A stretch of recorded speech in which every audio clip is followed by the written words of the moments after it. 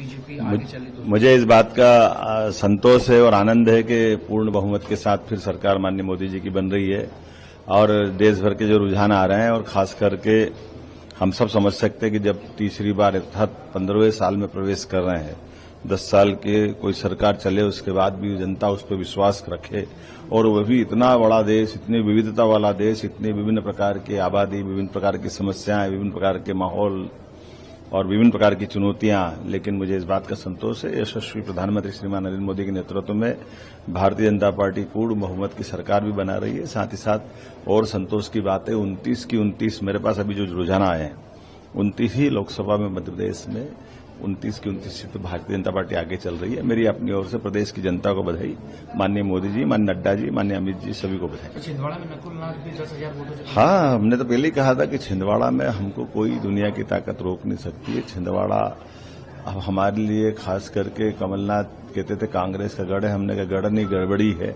और वो गड़बड़ी सबके सामने आई है। जनता का प्यार भाजपा के प्रति है और छिंदवाड़ा पूर्ण बहुमत से जीत रहा है।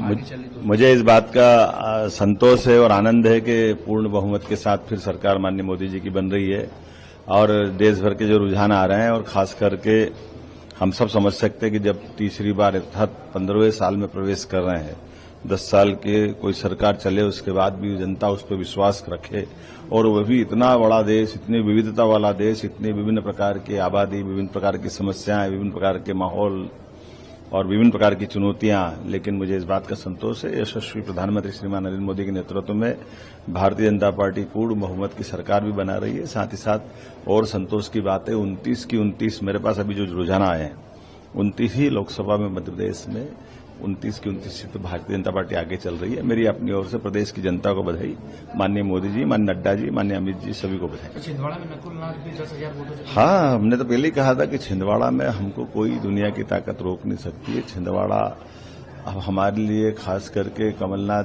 कहते थे कांग्रेस का गढ़ है, हमने कहा गढ़ नहीं गड़बड़ी है और वो गड़बड़ी सबके सामने आई है। जनता का प्यार भाजपा के प्रति है और छिंदवाड़ा पूर्ण बहुमत से जीत रहा है।